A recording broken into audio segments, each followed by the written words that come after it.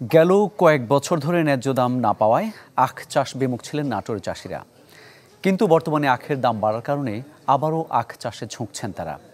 এতে চিনি উৎপাদনও বাড়বে বলে আশা কৃষি কর্মকর্তার। বিস্তীর্ণ মাঠে আবাদ হচ্ছে আখ। অন্য ফসল বাদ দিয়ে অর্থকরী এই ফসল চাষে ঝুঁকছেন নাটোরের চাষিরা।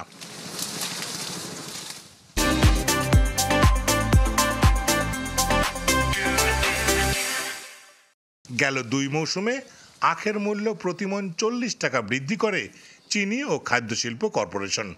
এই মৌসুমের জন্য দাম নির্ধারণ করা হয়েছে ২৪০ টাকা মণ।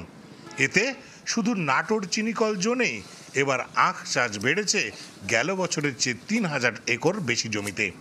এই ২৪০ টাকা হওয়ার পরে চাষিদের মধ্যে একটু আলোড়ন সৃষ্টি হয়েছে, তারা আখের আবাদ করবে। এতে করে আমরা সামনের মৌসুমে গত মৌসুমের চাইতে বেশি আখ নাটোর চিনিকল পাবে। গতবার কুশাল আমার ছিল ১ বিঘে, দাম বাড়ার কারণে এবার লাগাচ্ছি ৪ বিঘে, আরও দাম বাড়লে আরও লাগাবো বেশি।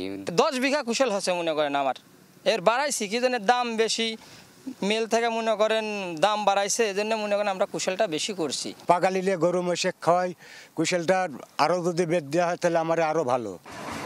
আগামী মৌসুমে ৯০,০০০ টন আখ মারার লক্ষ্যমাত্রা নির্ধারণ করেছে চিনিকলটি।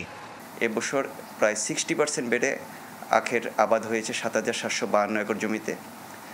সামনের যে ক্রাশিং মৌসুমটা আছে ২০২৪-২৫, এখানে লক্ষ্যমাত্রা নির্ধারণ করা আছে ৯০,০০০ মেট্রিক টন আখ মারাইয়ের। ইনশাল্লাহ এই লক্ষ্যমাত্রা অর্জিত হবে। এবার নাটোর চিনিকল এলাকায় ১.৫ লাখ টন আখ উৎপাদন করা হবে বলে আশা কৃষি সম্প্রসারণ অধিদপ্তরের।